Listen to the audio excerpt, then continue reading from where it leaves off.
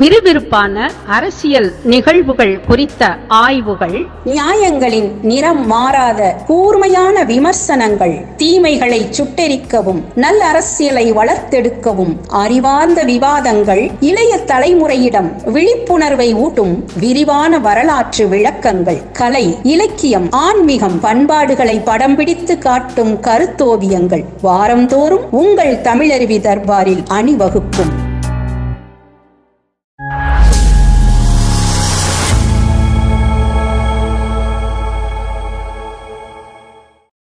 நெஞ்சு பொறுக்குதில்லையே. தமிழருவி தர்பார் நேயர்கள் அனைவருக்கும் வணக்கம். நெஞ்சு பொறுக்குதில்லையே நிகழ்ச்சிக்காக ஐயா தமிழருவி மணியன் அவர்கள் நமது அரங்கத்திற்கு வந்திருக்கிறார்கள். ஐயா அவர்களை வணங்கி மகிழ்வோம். ஐயா வணக்கங்க. ஐயா வணக்கம் குமரையா. ஐயா, தமிழக வெற்றி கழகத்தினுடைய தலைவர் விஜய் திருச்சிக்கு பிறகு நாகையிலும் திருவாரூரிலும் மக்கள் சந்திப்பை நடத்தியிருக்கிறார். இந்த சந்திப்பில் அந்த பகுதி பிரச்சனைகளை பேசியிருக்கிறார். கொள்கை எதிரியான பாஜகவை பற்றியும் அரசியல் எதிரியான திமுகவை பற்றியும் குற்றச்சாட்டுகளை வைத்திருக்கிறார். அந்த கூட்டத்தை பார்க்கின்ற பொழுது அது தானாக சேர்ந்த கூட்டமாக தெரிகிறது.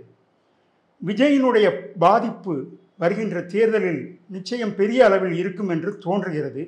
உங்களுடைய பார்வை என்ன ஐயா? உண்மையில் சொல்லப்போனால் நாகையிலும் திருவாரூரிலும் கூடிய கூட்டத்தை பார்க்கிற பொழுது திராவிட முன்னேற்றக் கழகத்தினுடைய அடித்தளமே தகர்ந்து விட்டது போன்ற ஒரு உணர்வைத்தான் நான் அடைந்தேன். நீங்கள் இதுவரை பாருங்கள், அவர்கள் ஏற்கனவே விக்கிரவாண்டியில் மாநாடு நடத்தினார்கள். பெரிதாக திராவிட முன்னேற்றக் கழகத்தில் உள்ளவர்கள் எதிர்வினையாற்றவில்லை. ஒரு நடிகரை பார்ப்பதற்கு ரசிகர்கள் திரண்டு நிற்கிறார்கள். அதற்கு மேல் கவலைப்படுவதற்கு ஒன்றுமில்லை என்பது போலத்தான் அவர்கள் நடந்து கொண்டார். அதற்கு பிறகு நீங்கள் திருச்சி நகரத்தில் மக்கள் சந்திப்பு தான் முதலில் அவர்களுக்குள்ளே ஒரு கலக்கத்தை உருவாக்கியது. ஏனென்றால் அந்த திருச்சி நகரமே அப்படி ஒரு மக்கள் திரளை சந்தித்திருக்காது. அதுபோன்று பிரம்மாண்டமான மக்கள் திரள், ஏறக்குறைய 8 லட்சத்திற்கு மேற்பட்ட மக்கள் அங்கே திரண்டு நின்றார்கள் என்று சொல்கிறார்கள். நாம் ஊடகங்களின் மூலமாக அந்த கூட்டத்தையும் பார்த்தோம். அதாவது பொதுவாக கூட்டம் கூடுகிறது என்றால் மனிதர்களுக்கு இடையே இடைவெளி இருக்கும். ஒருவருக்கும் இன்னொருவருக்கும் இடையே இடைவெளி இருக்கும். இந்த ஊசி விழுந்தால் அது கூட கீழே போய் விடாது, எள் விழுந்தால் அந்த எள் கூட நிலத்தை தொடாது என்பது போல ஒருவரோடு ஒருவர் நெருக்கி அடித்து கொண்டு நின்ற அந்த கூட்டத்தை பார்த்து நான் வியந்து போனேன். திருச்சியில் அந்த திருச்சி கூட்டம்தான் விஜயினுடைய செல்வாக்கை குறைத்து மதிப்பிடக்கூடாது என்று திராவிட முன்னேற்றக் கழக ஆட்சிக்கும் திராவிட முன்னேற்றக் கழகத்திற்கு பக்கபலமாக இருக்கக்கூடிய படைத்தளபதிகளுக்கும் முதலாக உணர்த்திய நிகழ்வு.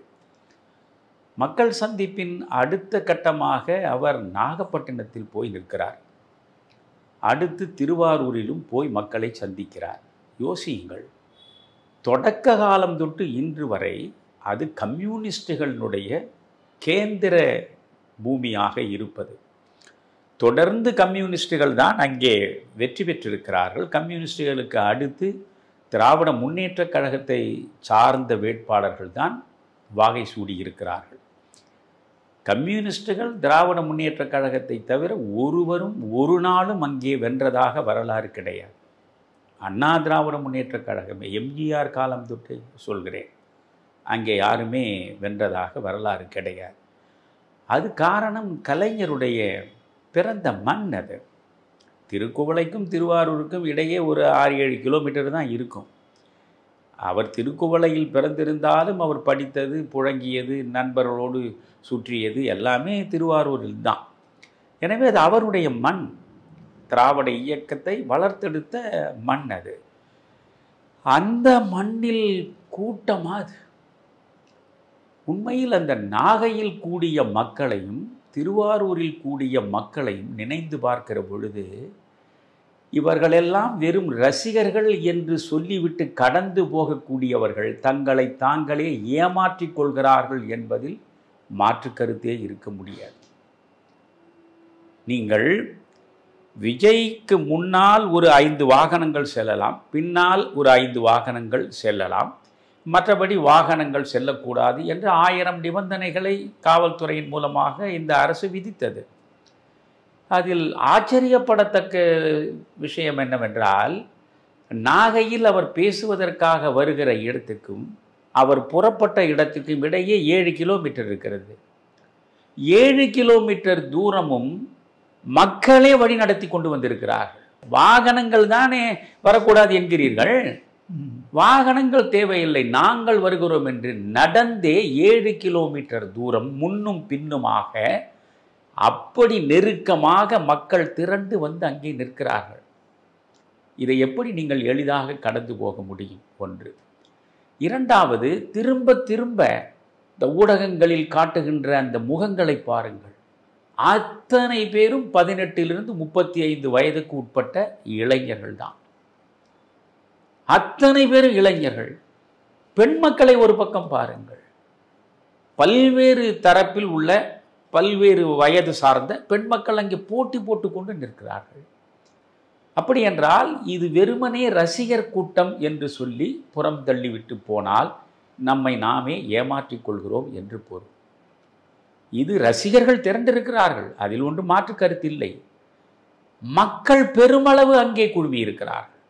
காரணம், இந்த திராவிட முன்னேற்றக் கழக ஆட்சியின் மீது அந்த அளவுக்கு எதிர்ப்புணர்ச்சியை, வெறுப்புணர்ச்சியை மக்கள் கொண்டிருக்கிறார்கள். அதனுடைய வெளிப்பாடுதான் இந்த விஜய்க்கு கூடுகிற கூட்டம்.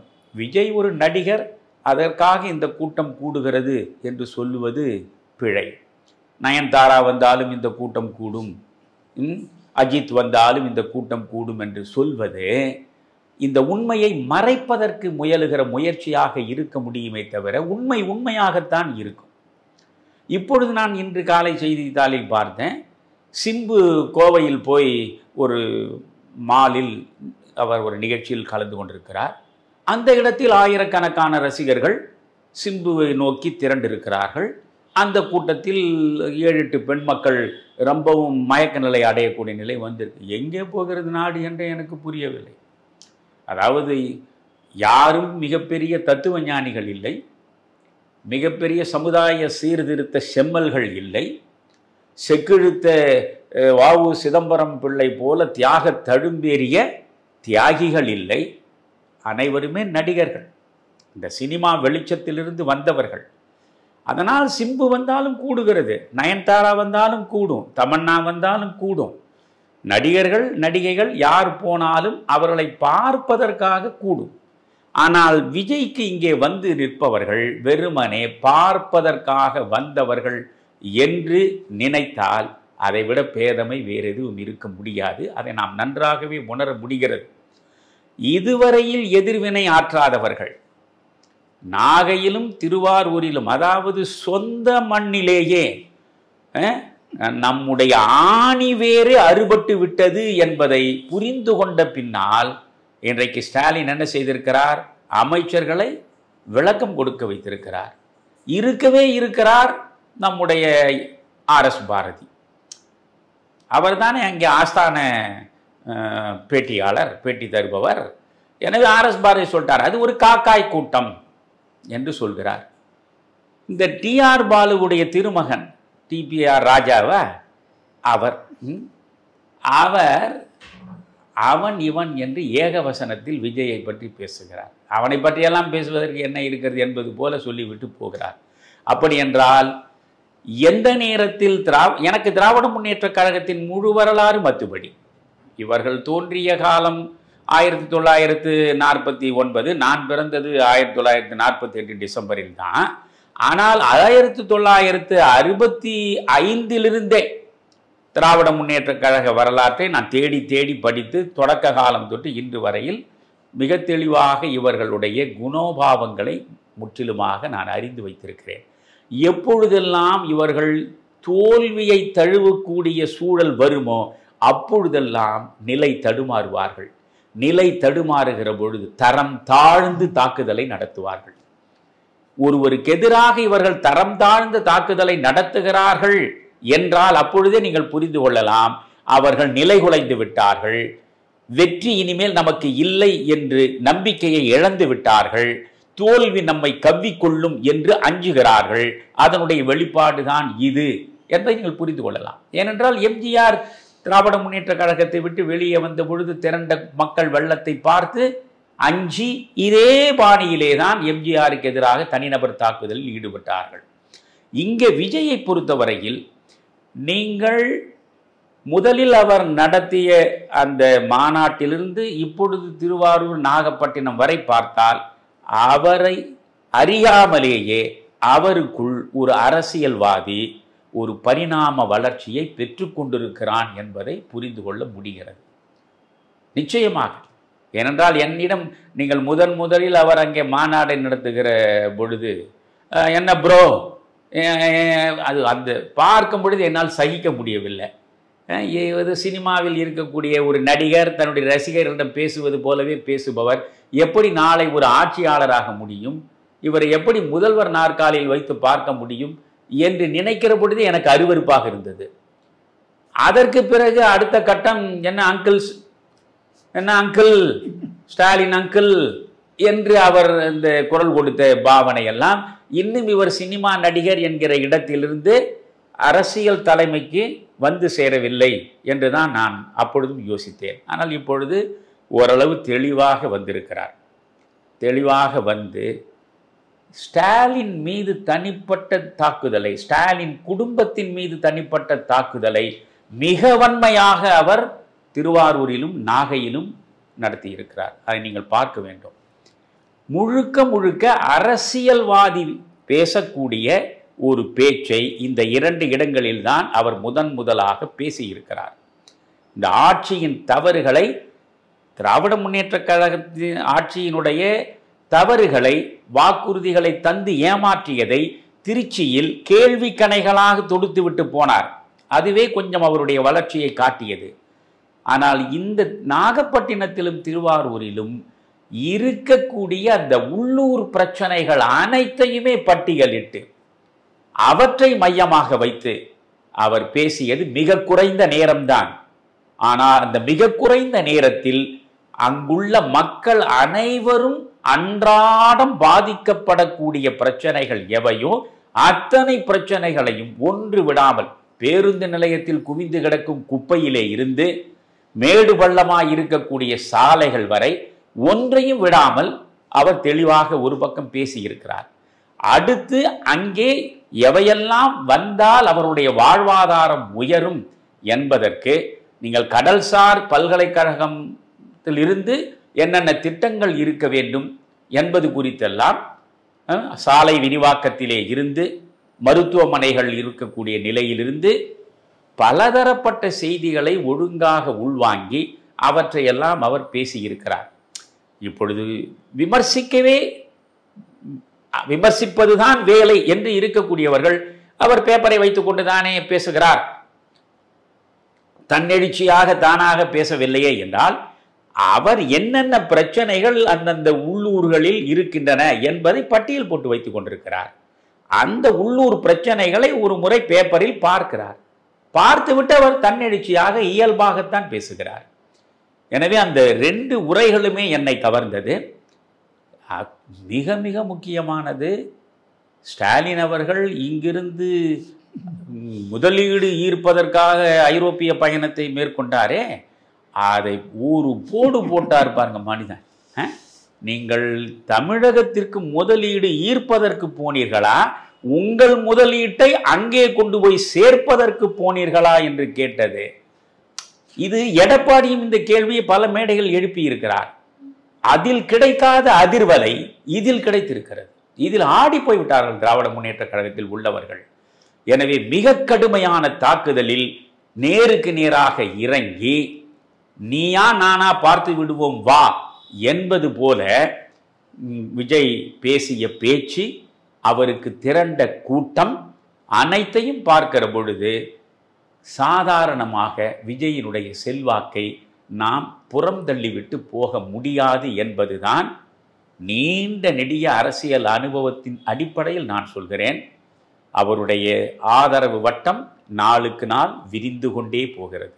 மக்கள் சந்திப்பு என்ற பெயரில் தமிழ்நாடு முழுவதும் அவர் செல்ல செல்ல செல்ல இந்த ஆதரவு வட்டம் பெருகிக் கொண்டேதான் போகும். எனவே விஜயினுடைய செல்வாக்கை இனிமேல் குறைத்து மதிப்பிடவும் முடியாது.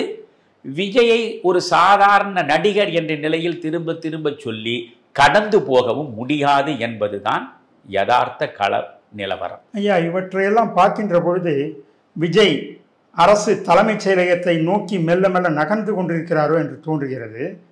ஆனால் ஆட்சி தன்னுடைய தலைமையில் தான் அமையும் என்கிறார். இதுவரை கூட்டணி கட்சிகள் யாரும் வரவில்லை. அவர் தமிழக முதல்வராகும் வாய்ப்பு எப்படி இருக்கிறது ஐயா?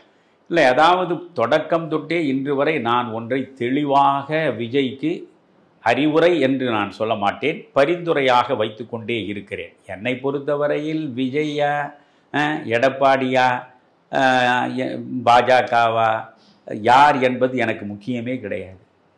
என்னை பொறுத்தவரையில் இன்றைக்கு இருக்கக்கூடிய அவலம் செறிந்த இந்த திராவிட முன்னேற்ற கழக ஆட்சிக்கு உடனடியாக முற்றுப்புள்ளி வைக்க வேண்டும். ஒரு குடும்ப ஆட்சி நடக்கிறது என்று விஜய் சொல்லி மக்கள் அறிந்து கொள்ள வேண்டிய அவசியம் இல்லை. இந்த குடும்பம் கொள்ளையடிக்கிறது என்பதையும் விஜய் சொல்லி மக்கள் அறியக்கூடிய நிலையில் இல்லை. ஆனால் இதை விஜய் தெளிவாகவும் துணிவாகவும் சொல்லுகிற பொழுது அவர் அச்சமின்றி பேசுவதற்கு முன்வந்திருக்கிறார் என்று நாம் பொருள் கொள்ளலாமே தவிர இவை அனைத்தும் சமூகம் அறிந்த உண்மைதான். ஒரு குடும்பத்திற்காகத்தான் இந்த ஆட்சி நடக்கிறது. அந்த குடும்பம் கொள்ளையடித்து கோடி கோடியாக குவிப்பது தொடர்கதையாக நிகழ்ந்து கொண்டிருக்கிறது. எனவே ஜனநாயகத்தின் மீது பற்றுள்ள மக்கள் அவர்கள் எடுக்க வேண்டிய முதன்மையான முக்கியமான முடிவு இந்த ஆட்சிக்கு முற்றுப்புள்ளி வைக்க வேண்டும் என்பதுதான். இதில் சிறுபான்மை பெரும்பான்மை, இந்த மதம் அந்த மதம் என்று சொல்லி அவரவர் தனித்தனியாக பிரிந்து நின்றால் அந்த இடைவெளிக்கு இடையே மறுபடியும் புகுந்து திராவிட முன்னேற்ற கழகம் ஆட்சி நாற்காலியில் மீண்டும் வந்து அமருமானால் அதை விட மிகப்பெரிய சாபம் இந்த தமிழச் சாதிக்கு வேறு எதுவுமே இருக்க முடியாது என்கிற அச்சம் என்னை அலைக்கழிக்கிறது. அதனால் நான் திரும்பவும் சொல்கிறேன், இப்பொழுது விஜய்க்கு மிகப்பெரிய கூட்டம் கூடுகிறது. அந்த கூட்டம் வெறுமனே ரசிகர் கூட்டம் என்று நான் குறைத்து மதிப்பிட மாட்டேன். அந்த கூட்டத்தில் பெருவாரியாக சகல தரப்பட்ட மக்களும் வந்து நிற்கிறார்கள். திராவிட முன்னேற்ற கழக ஆட்சியின் மீது மக்களுக்குள்ள வெறுப்புணர்ச்சியை வெளிப்படுத்துவதற்காக விஜய்க்கு பக்கத்தில் வந்து அவர்கள் நிற்கிறார்கள். அவருக்கு ஆதரவு கூடிக்கொண்டு வருகிறது. எவ்வளவு கூடிக்கொண்டே போனாலும் அவருக்கு 20 விழுக்காடு வாக்குகளுக்கு குறையாமல் கிடைக்கும் என்று இன்றல்ல, தொடக்கம் தொட்டே நான் சொல்லிக் கொண்டிருக்கிறேன். இந்த 20 விழுக்காடு 25 விழுக்காடாக கூட மாறலாம். தனித்து நின்று அவர் முதல்வராவதற்கு வாய்ப்பே கிடையாது. ஆட்சியை கைப்பற்றுவதற்கு சாத்தியமே கிடையாது. எனவே அவர் ஒரு கூட்டணியை உருவாக்கி கொள்ள வேண்டும், அல்லது ஒரு வலிமை மிக்க கூட்டணியில் அவர் இடம்பெற வேண்டும். இந்த இரண்டில் ஒன்றை அவர் செய்தால்தான் அவருக்கான அரசியல் எதிர்காலம் தெளிவாக அவராலேயே வகுத்து கொள்ளப்படும். நான் ஏற்கனவே சொல்லி இருக்கிறேன், 2000 ஆண்டுகளுக்கு முன்பே வள்ளுவன் அவ்வளவு தெளிவாக வலியறிதல் குறித்து சொல்லியிருக்கிறார். புரிகிறதா? வினை வலிமை, தன் வலிமை, மாற்றான் வலிமை, துணை வலிமை, தூக்கிச் செயல் என்கிறான். நான் எடுத்துக்கொண்ட காரியம் எத்தகையது என்று முதலில் யோசிக்க வேண்டும். இப்பொழுது இந்த திராவிட முன்னேற்ற கழக ஆட்சிக்கு முற்றுப்புள்ளி வைக்க வேண்டும் என்று ஒரு கருத்தியலை முன்வைத்து விஜய் வருகிறார் என்றால் அது வலிமையான கருத்தியல். வினை வலிமை, வள்ளுவன் சொன்னபடி வலிமையான கருத்தியல் சார்ந்து அவர் களத்தில் வந்து நிற்கிறார். தன் வலிமை, தன்னுடைய வலிமை என்பது என்ன? வேறு எவருக்கும் இயல்பாக வந்து வாய்க்காத மிகப்பெரிய ரசிகர் கூட்டம். தமிழகம் முழுவதுமே அவருக்கென்று எதையும் இழப்பதற்கு வந்து நிற்கிறார். காலை 6 மணி முதல் 3 மணி வரையில் கடும் வெயிலில் எதையும் பொருட்படுத்தாமல் இந்த இளைஞர் கூட்டம் அங்கே வந்து நின்று கொண்டிருக்கிறது என்றால் அது பார்ப்பதற்கு வியப்பான ஒன்றுதான். எனவே அவருக்கான வலிமை மிகவும் சரியாகத்தான் இருக்கிறது. வினை வலிமை, தன் வலிமை இரண்டோடு நின்றுவிடக்கூடாது என்றுதான் விஜய்க்கு நான் திரும்ப திரும்ப சொல்கிறேன். மாற்றான் வலிமையை பார்க்க வேண்டும். மாற்றான் இங்கே யார்? மு.க. ஸ்டாலினும் ஸ்டாலினுடைய குடும்பமும் அவர்கள் நடத்தக்கூடிய குடும்ப ஆட்சியும் தான். திராவிட முன்னேற்ற கழகம் என்பது ஏறக்குறைய 1949 தொடங்கினார்கள் என்றால் ஒரு 70 ஆண்டுகளுக்கு மேல் இறுக்கமான கட்டமைப்பை கொண்ட ஒரு கட்சி அது. அவ்வளவு எளிதாக அந்த கட்சியை நீங்கள் கலைத்து விடவும் முடியாது, அதனுடைய அடிப்படையை குலைத்து விடவும் முடியாது. எனவே அது ஒரு வலிமையான கட்டமைப்பு உள்ள ஒரு கட்சி. மேலிருந்து கீழே வரையில் எதை எதை எப்படி செய்ய வேண்டும் என்பதை கற்று தேர்ந்தவர்கள். தவறான வழியில் மக்களை எப்படி திசை திருப்பி தேர்தலுக்குள்ளே எப்படி நுழைந்து ஆட்சியை எப்படி கைப்பற்றுவது என்பதை அவர்கள் அடுத்தவருக்கு பாடம் நடத்தக்கூடிய அளவுக்கு பேராசிரிய பெருமக்களாக திகழ்பவர்கள். அவர்களுடைய வலிமை என்பது ரொம்ப பெரிது. அதுவும் இப்பொழுது ஆட்சியில் இருக்கிறார்கள். அதிகார வலிமை என்பது ஒன்று, இன்னொன்று அந்த அதிகாரத்தை வைத்து எண்ணற்ற கோடிகளை அவர்கள் குவித்து வைத்திருக்கிறார்கள். அதனால் சொல்லில் அடங்காத பண வலிமை என்பது இன்னொன்று. இந்த இரண்டு வலிமைகளையும் தகர்த்து நீங்கள் எரிய வேண்டும் என்றால் தன் வலிமை, வினை வலிமை, தன் வலிமையை நீங்கள் வைத்திருக்கிறீர்கள். மாற்றான் வலிமையை முதலில் புரிந்து கொள்ளுங்கள். அதற்கு பிறகு துணை வலிமையை தேடிக்கொள்ளுங்கள். இங்கேதான் நான் அடிக்கடி சொல்லுவேன், வள்ளுவனுடைய அந்த நயத்தை புரிந்து கொள்ள வேண்டும். துணை வலிமை என்றால் உனக்கு உள்ள துணை எப்படிப்பட்ட வலிமையானது, உன்னை எதிர்க்கிற எனக்குள்ள துணை எப்படிப்பட்ட வலிமையானது என்று பார்க்க வேண்டும்.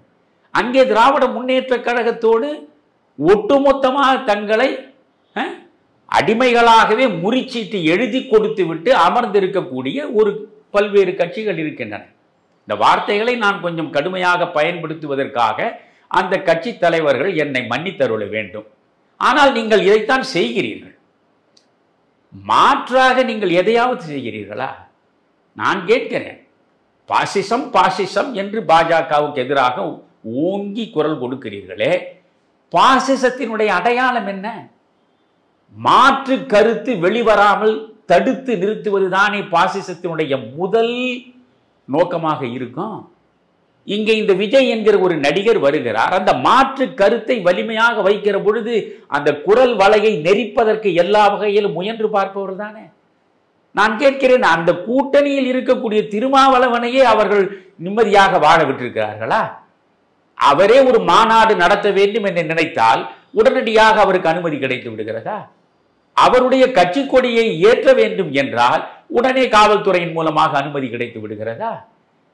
உடன் இருப்பவர்களுக்கே எந்த விதமான ஒரு ஆட்சி அதிகாரத்தை பயன்படுத்தி கொண்டு தங்களுக்கு சாதகமான சூழலில் தங்கள் கட்சியை வளர்த்து கொள்வதற்கான வாய்ப்பை ஸ்டாலின் அரசு வழங்கவே இல்லை.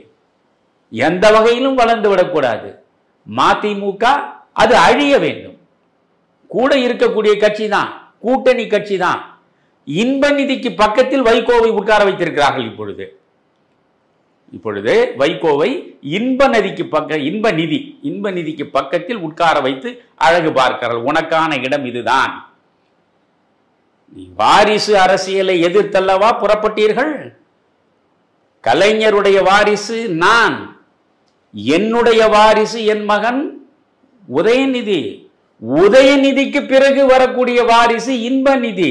அந்த இன்ப நிதிக்கு பின்னாலே வந்து உட்கார், அதற்கு அடுத்து உட்கார் என்று வைக்கிறார்கள் என்றால் யாரை எங்கே எப்படி வைப்பது யாருக்கும் தெரியல. இங்கு ஊதுவத்திக்கும் பீடிகளுக்கும் பேதம் புரியல என்று பலே பாண்டியாவில் கண்ணதாசன் பாடல் எழுதியிருப்பார். புரிகிறதா? அங்கு யாரை எங்கே வைப்பது என்று தெரியல. திட்டமிட்டு அவமானப்படுத்துகிறார்கள். அவருக்கு அந்த திராவிட முன்னேற்ற கழகத்தோடு கூட்டணி அமைத்திருக்கக்கூடிய எந்த கட்சியும் வளர்ந்து விடக்கூடாது என்பதில் அவர்கள் தெளிவாக இருக்கிறார்கள். இவ்வளவையும் இவர்கள் அறிந்து வைத்துக் கொண்டே அவர்களுக்கு இவர்கள் துந்துபி முழங்குகிறார்கள், அவர்களுக்கு பல்லாண்டு பாடுகிறார்கள், அவர்களுக்கு பரிவாரமாக பல்லக்கு தூக்கி கொண்டு செல்கிறார்கள் என்றால் சொல்லவே வேதனையாக இருக்கிறது. ஆனாலும் இது ஒரு கூட்டு வலிமையாக ஒரு தோற்றம் தருகிறது. அந்த தோற்றம் தேர்தல் நேரத்தில் மக்களை மயக்கும். இத்தனை கட்சிகள் உள்ள கூட்டணி அது. அந்த இடத்தில் விஜய் ஒற்றை மனிதனாக போய் நிற்கிறார் என்கிற பொழுது இவரால் வெற்றி பெற முடியுமா என்ற ஐயம் தானாகவே எழும். அதனால் இவர் ஒரு வலிமையான கூட்டணியை உருவாக்க வேண்டும். இவர் என்ன நினைக்கிறார்? காங்கிரஸ் வரும், விசிகா வரும், கம்யூனிஸ்டுகள் வருவார்கள் என்று ஒரு பக்கம் வாசற் கதவை திறந்து வைத்துக் கொண்டு பார்த்து கொண்டிருக்கிறார். இவர்கள் ஒருவரும் வரப்போவதில்லை, எழுதி வைத்துக் கொள்ளுங்கள். அவர்களுக்கு அதிகபட்சம் 6 இடங்களை கொடுத்தீர்களா, இப்பொழுது எங்களுக்கு 10 இடங்கள் கொடுங்கள் என்று அங்கேயே உட்கார்ந்து கொண்டு கேட்டுக்கொண்டிருப்பார்கள். 10 இடங்கள் முடியாது, இவ்வளவு நிர்பந்தங்கள் இருக்கின்றன, 6 முன்பு கொடுத்தோம், இப்பொழுது 7 வைத்துக் கொள்ளுங்கள், இல்லை இன்னும் கொஞ்சம் கூடுதலாக 8ஆக வைத்துக் கொள்ளுங்கள், 8ஆக நீங்கள் இடத்தை வைத்துக் கொள்ளுங்கள், நோட்டாக எவ்வளவு வேண்டுமானாலும் நீங்கள் கேட்பதற்கு மேல் நாங்கள் கொடுத்து உங்களை மகிழச் செய்கிறோம் என்று அங்கே ஸ்டாலின் அவர்கள், அவரை சுற்றியுள்ள திராவிட முன்னேற்ற கழக தளபதிகள் தெளிவாக இருக்கிறார்கள், இந்த கூட்டணி முறிந்து விடாமல் பாதுகாப்பதற்கு. எனவே அங்கிருந்து யாரும் வரப்போவதில்லை. சரி, இப்பொழுது அமமுக அங்கே போவதற்கான ஒரு வாய்ப்பு இருப்பது போல தினகரன் பேட்டிகளின் மூலம் நாம் அறிகிறோம். அமமுக போனால் உடனே விஜய் ஒரு வலிமையான கூட்டணி அமைத்து விடுவாரா? தேமுதிக போகிறது என்று வைத்துக் கொள்ளுங்கள்.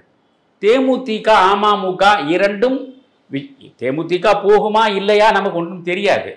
ஆனால் நான் பேச்சுக்கு சொல்கிறேன், தேமுதிகவோ அமமுகவோ இப்பொழுது விஜயோடு சேருவதாக வைத்துக் கொண்டால் அது மிகப்பெரிய வலிமை உள்ள கூட்டணி என்று நம்மால் சொல்ல முடியாது.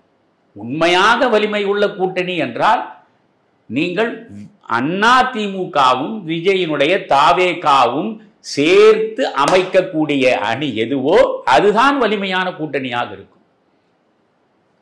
அதிமுகவும் தாவேகாவும் ஒரு கூட்டணியை அமைக்கிற அந்த கணத்திலேயே தேமுதிகவிலிருந்து பாமகவிலிருந்து அத்தனை கட்சிகளும், ஏனென்றால் ஒவ்வொரு கட்சிக்கும் அதனுடைய நலன் முக்கியம், அதனுடைய எதிர்காலம் முக்கியம், அவர்களுக்கான வெற்றி, அவர்களுக்கான எம்எல்ஏ எண்ணிக்கை அது முக்கியம். அதனால் யாரையும் குறை கூற முடியாது. சரி, எந்த இடத்தில் நாம் போய் நின்றால் நமக்கான வெற்றி நிச்சயம் என்று கணக்கு போட்டுத்தான் கட்சியை நடத்துவார்கள். இப்பொழுது நீங்கள் விஜயும் அண்ணா திராவிட முன்னேற்ற கழகமும் ஒரு கூட்டணியை ஒன்றாக சேர்த்து அமைத்து விடுகின்றன என்றால் அந்த இடத்தில் அத்தனை எதிர்க்கட்சிகளும் ஏறக்குறைய வருவார்கள். இந்த விசிகா, மதிமுக, பிறகு கம்யூனிஸ்டுகள் திமுகவோடு இணைந்து இருந்தாலும் கவலை இல்லை. இது மிகப்பெரிய வலிமை வாய்ந்த கூட்டணியாக மாறிவிடும். நான் இப்பொழுது சொல்றேன், எழுதி வைத்துக் கொள்ளுங்கள்.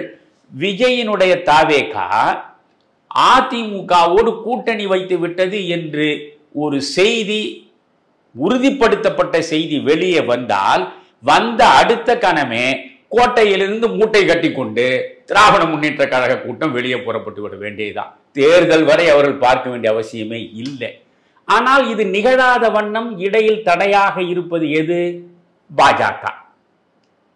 பாஜக அதிமுக கூட்டணி என்று இருப்பதனால் விஜய் அங்கே வருவதற்கு தயங்குகிறார். அதற்காகத்தான் நான் திரும்ப திரும்ப சொல்லிவிட்டேன், இது வெறுமனே தேர்தல் கூட்டணியே தவிர இது கொள்கை கூட்டணியே கிடையாது. கொள்கைக்கும் கூட்டணிக்கும் சம்பந்தமே கிடையாது.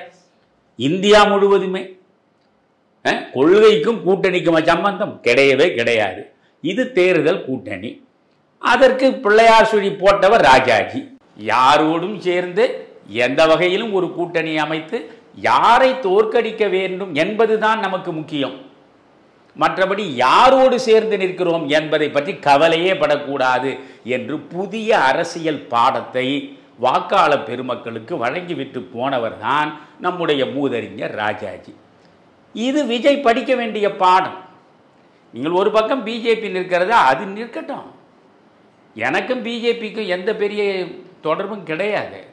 அதனுடைய கொள்கையை நான் ஏற்றுக்கொள்ளவும் இல்லை. ஆனால் என் நோக்கம் திராவிட முன்னேற்ற கழகத்தை வீழ்த்த வேண்டும். அண்ணா திராவிட முன்னேற்ற கழகத்தின் நோக்கம் திராவிட முன்னேற்ற கழகத்தை வீழ்த்த வேண்டும். பாஜகவின் நோக்கமும் என்ன? எந்த நிலையிலும் திராவிட முன்னேற்றக் கழகம் மீண்டும் ஆட்சிக்கு வந்துவிடக்கூடாது. இப்படி ஒரே நோக்கம்தான் இருக்கிறது. ஆனால் இந்த பிஜேபி நான் எப்படி ஏற்பது என்ற ஒரு சிக்கலில் இருந்தபடி வியூகத்தை மாற்றி அமைத்தால், வேறொரு வலிமையான கூட்டணி அமைப்பதற்கு வாய்ப்பு இருந்தால் நீங்கள் அதை செய்து பார்க்கலாம். அதற்கான வாய்ப்பு இல்லை. வலிமையான கூட்டணியை நீங்கள் அமைப்பதற்கு வாய்ப்பு இல்லை. அதனால் நீங்கள் அதிமுக பிஜேபி கூட்டணியில் வந்து இணைவது தான் சரியானது. அதில் பிறகு உடனே யார் முதல்வர், அடுத்த கேள்வி வரும். நீங்கள் இப்பொழுதுதான் வருகிறீர்கள், உங்களுக்கு 50 வயது ஆகிறது, கலை உலகத்தில் நீண்ட காலமாக இருந்து கலை உலக அனுபவம் நிறைய பெற்றிருக்கிறீர்கள். நீங்கள் இப்பொழுதுதான் அரசியல் களத்திற்கே வந்திருக்கிறீர்கள். நீங்கள் சந்திக்கிற முதல் தேர்தலே இதுதான். எனவே இந்த தேர்தலில் உடனே முதலமைச்சராக வேண்டும் என்று நினைத்து நீங்கள் காரியம் ஆற்றி ஒன்றுமே இல்லாமல் போவதை விட, நீங்கள் ஒரு வலுவான கூட்டணியை அமைத்து நீங்கள் எடப்பாடியே முதலமைச்சராக இருக்கட்டும், நீண்ட நெடுங்காலமாக இருக்கக்கூடிய கட்சி அண்ணா திராவிட முன்னேற்றக் கழகம், அது வலிமையான கட்சி. அது இப்பொழுது தேய்மானத்தை அடைந்திருந்தாலும் 20 விழுக்காடுக்கு மேல் வாக்குகளை வைத்திருக்கக்கூடிய கட்சி. விஜய்க்கு எவ்வளவு வாக்குகள் என்று இன்னமும் நிரூபணமாகாத வரையில் அதை வைத்துக்கொண்டு பேச முடியாது. எனவே இந்த முறை அங்கே இருக்கிற பவன் கல்யாண் மாதிரி நாமும் இப்பொழுது துணை முதல்வராக வருவோம் என்று இவர் மனதளவில் இசைந்து தனக்கு வேண்டிய முக்கியமான மனிதர்களை சட்டமன்றத்திற்கு கொண்டு போக வேண்டும் என்று நினைத்து ஒரு கணிசமான இடங்களை அவர் நிறுத்தி வெற்றியை பெறலாம். எப்படி விஜயகாந்த் 41 இடங்களை பெற்று 29 பேர் உள்ளே சென்றார்கள் நினைக்கிறேன். அதுபோல் நீங்கள் கணிசமான தொகுதிகளை பெற்று நீங்கள் ஒரு எதிர்க்கட்சி தலைவராகவே வரலாம். திராவிட முன்னேற்றக் கழகம் பின்னுக்கு தள்ளப்பட்டு விடும். எதிர்க்கட்சி அந்தஸ்தையே அது இழந்துவிடும். இன்றைக்கு 2026 நீங்கள் எதிர்க்கட்சி தலைவராக நில்லுங்கள். 2031 நீங்கள் முதலமைச்சராக வருவதற்கு முயன்று பாருங்கள். 2026 2031 இடைப்பட்ட 5 ஆண்டுகளில் சட்டமன்றத்திலும் மக்கள் மன்றத்திலும் நீங்கள் ஆற்றுகின்ற சேவையை, உங்களுடைய அரசியல் புரிதலை பார்த்த பிறகு மக்களே முடிவு கூறுவார்கள். அதனால் நான் விஜய்க்கு சொல்வது இதுதான். நேரே மக்கள் ஆதரவு எனக்கு பல்கி பெருகி கிடக்கிறது. உடனே அங்கே செயின்ட் ஜார்ஜ் கோட்டையினுடைய கதவுகள் திறந்து வா வா வா என்று அழைத்த வண்ணம் இருக்கிறது. நேரே உள்ளே போய் முதல்வர் நாற்காலியில் அமர்ந்து ஆட்சி அதிகாரத்தை அனுபவிக்கலாம் என்று நினைத்தால் நீங்கள் ஏமாந்து போவீர்கள் என்பதை மீண்டும் மீண்டும் நான் சொல்கிறேன். புரிகிறதா? உங்களுக்கு பின்னால் பெரிய அளவுக்கு மக்கள் கூட்டம் கூடுகிறது, ஒப்புக்கொள்கிறேன். அது வெறுமனே நடிகரை பார்ப்பதற்கு வருகிற ரசிகர்கள் கூட்டம் இல்லை, அதையும் நான் ஒப்புக்கொள்கிறேன். பலதரப்பட்ட மக்களின் சங்கமத்திலே தான் நீங்கள் நின்று பேசுகிறீர்கள், அதையும் நான் ஏற்றுக்கொள்கிறேன். உங்களுடைய செல்வாக்கு நாளுக்கு நாள் விரிவடைந்து கொண்டே போகிறது, அதையும் நான் ஒப்புக்கொள்கிறேன். ஆனால் இந்த செல்வாக்கு 40 விழுக்காடுக்கு மேல் 45 விழுக்காடு வரை போனால்தான் நீங்கள் தனித்து முதல்வர் கனவை காணலாம். அந்த அளவுக்கு போக வாய்ப்பே கிடையாது. ஏற்கனவே அதிமுக பாஜக ஒரு கூட்டணி இருக்கிறது. அவர்கள் ஒரு அதிமுக 20.21 ஏறக்குறைய 21 விழுக்காடு வாக்குகளை பெற்றிருக்கிறார்கள் சென்ற முறை. பிஜேபி 18 விழுக்காடு வாக்குகள் இந்த கூட்டணியை வைத்துக்கொண்டு நாடாளுமன்றத்தில் பெற்றது. இவர்களை 39 விழுக்காடு வருகிறார்கள். அதே 39 இப்பொழுது கிடைக்குமா என்பது அது வேறு கதை. கூடலாம் அல்லது குறையலாம். ஆனாலும் மிக கணிசமான வாக்குகள் அந்த கூட்டணிக்கு போகும். திராவிட முன்னேற்ற கழக கூட்டணிக்கு கணிசமாக ஒரு 30 விழுக்காடு வாக்குகள் அந்த பக்கம் போகும் என்றால், இதற்கு இடையிலே சீமான் இருக்கிறார். அவருக்கென்று தனியாக ஒரு வாக்கு வங்கி இருக்கிறது. நீங்கள் ஒரு பக்கம் தனியாக நின்று வலிமையற்ற ஒரு கூட்டணியை உருவாக்கி முயன்று பார்ப்பது என்று முடிவெடுத்தால் 4 முனை போட்டி தான் வரும். இந்த 4 முனை போட்டி வருகிற பொழுது ஹங் அசம்பிளி, தொங்கு சட்டசபை உருவாகும். தொங்கு சட்டசபை வருகிற பொழுது யாரிடம் அதிகமான சட்டமன்ற உறுப்பினர்கள் இருக்கிறார்கள் அவர்கள் சார்ந்து முதல்வரை கொண்டு வருவது என்ற ஒரு சூழ்நிலை வரும். அப்பொழுது கூட அந்த நிலை உங்களுக்கு வருமா சொல்ல முடியாது. ஒரு நிச்சயமற்ற தன்மை வரும். அதற்கு பிறகு நீங்கள் ஆட்சி அமைந்தாலும் அந்த ஆட்சி 5 ஆண்டு காலம் நீடிக்குமா சொல்ல முடியாது. தமிழ்நாட்டை பொறுத்தவரையில் வாக்காளர்கள் தெளிவானவர்கள். என்றைக்குமே தொங்கு சபை வருவதற்கு அவர்கள் விரும்ப மாட்டார்கள். அதனால் ஒரு கூட்டணி ஆட்சி அமைவதற்கான நிலைமை வரும். அது என்னை பொறுத்தவரையில் 2026 நான் பலவற்றை முதலாக நான் சொல்கிறேன். ஆனால் என்னிடம் பெரிய அளவுக்கு பணக்குவியல் இல்லை, பிரம்மாண்டமான பரிவாரம் என் முதுகுக்கு பின்னாலே இல்லை. அதனால் நான் சொல்லுவது எதுவும் ஊடகங்கள் வழியாக மக்களுக்கு சென்று சேர்வதில்லை. முதலில் நான் சொன்னேன், தமிழ்நாட்டில் 2026 அமையப்போவது கூட்டணி ஆட்சிதான். ஒற்றை ஆட்சி முறை இந்த 2026 கிடையாது. அது அதிமுக பாஜக கூட்டணியாக இருந்தாலும் சரி, வேறு எதுவாக இருந்தாலும் சரி, கூட்டணி ஆட்சி தான் வரப்போகிறது. அந்த கூட்டணி ஆட்சியில் நீங்கள் இடம்பெறுவதா அல்லது தனிநபராக நின்று வெளியே வேடிக்கை பார்ப்பதா என்பதை விஜய் அவர்களே நீங்கள் தான் முடிவு செய்ய வேண்டும். கூட்டம் பலரை ஏமாற்றி இருக்கிறது. இப்பொழுது கமல்ஹாசன் சொல்கிறார், எனக்கு கூடாத கூட்டமா? அந்த கூட்டத்தை வைத்துக்கொண்டு நீங்கள் என்ன ஆட்டம் ஆடினீர்கள்? நீங்கள் ஆடியது அரசியல் ஆட்டமா? நீங்கள் பேசியது என்ன? அதற்கு பிறகு நீங்கள் தொடர்ந்து செய்தது என்ன? உங்கள் சொல்லுக்கும் செயலுக்கும் ஏதாவது ஒரு ஒற்றுமை உண்டா? எந்த வகையில் நீங்கள் பேசுகிறீர்கள்? எனவே அவர் கவனிக்கப்படுவதற்கோ அவருக்கு பதில் சொல்ல வேண்டிய நிலைக்கு கூட அவர் இல்லை. அவரை புறந்தள்ளுங்க. சரத்குமார் சொல்கிறார், கூட்டத்தை பார்த்து விட்டு ஏமாறக்கூடாது, எனக்கு கூட தான் கூட்டம் வந்தது என்ற. ஒரு காலத்தில் வந்தது, அப்பொழுது நாட்டாமை உங்களுக்கு நடந்த நேரம். இப்பொழுது நீங்கள் போய் நிற்கிற இடத்தில் எவ்வளவு கூட்டம் வரும் என்று நீங்கள் தான் திரும்பி பார்க்க வேண்டும். இது உண்மையிலேயே பெரிய கூட்டம். ஆனால் நான் கண்ணால் பார்த்திருக்கிறேன். 1971 ராஜாஜி பெருந்தலைவர் காமராஜருக்கு மெரினா கடற்கரையில் லட்சக்கணக்கான மக்கள் திரண்டிருந்த இடத்தில் வெற்றி திலகமிட்டார். காமராஜர் சென்ற இடமெல்லாம் பல்லாயிரக்கணக்கான மக்கள் ஆண்களும் பெண்களுமாக கூடி கூடி வந்து நின்றார்கள். காமராஜரே முடிவெடுத்தார், இந்த ஆட்சியை நாம் கைப்பற்றி விடுகிறோம். 67 இழந்த ஆட்சியை 71 நாம் மீண்டும் பெறுகிறோம், காங்கிரஸ் மீண்டும் ஆட்சிக்கு வரும் என்று தெளிவாக முடிவெடுத்தார். அன்றைக்கு செயலாளர், அரசினுடைய முதன்மை செயலாளராக சீஃப் செக்ரட்டரியாக இருந்த ராயப்பா, கலைஞர் கருணாநிதிக்கே தெரியாமல் ரகசியமாக திருமலைப்பிள்ளை வீதிக்கு போய் காமராஜரை பார்த்து மாலை போட்டு அவருக்கு வரவேற்பு ராகம் வாசித்து விட்டு வந்தார். இவ்வளவும் நிகழ்ந்தது. வாக்குப்பெட்டியை திறந்து ஓட்டு எண்ணி பார்த்தால் என்ன ஆனது? 50 இடங்களில் தான், 51 இடங்களில் தான் காங்கிரஸ் வெற்றியை பெற்றது. புரிகிறதா? அதனால் மக்கள் கூடுவார்கள். நான் இப்பொழுது என்ன சொல்கிறேன்னா, இவருக்கு கூடுவது வெறுமனே காக்காய் கூட்டம் என்று சொல்லுகிற இந்த மோசமான தரம் தாழ்ந்த கட்சியாக இருக்கக்கூடிய திமுகவும், அந்த திமுகவில் வாயை திறந்தாலே கூவத்தை வெளிப்படுத்துகின்ற மனிதர்களும் மொத்தமாக புறந்தள்ளப்பட வேண்டும். அதற்கு சமூக அக்கறை இருக்க வேண்டும். சமூக அக்கறையோடு செயல்படுவதற்குத்தான் நீங்கள் வந்திருக்கிறீர்கள் என்றால் எது சாத்தியம் என்று தெளிவாக தெரிந்து கொண்டு அந்த சாத்தியத்தின் அடிப்படையில் நீங்கள் அடுத்த அடி வைக்க வேண்டும் என்று இப்பொழுது நான் சொல்வதோடு நிறுத்திக் கொள்கிறேன். தெளிவாக கள நிலவரங்களை எடுத்து வைத்திருக்கிறீர்கள்.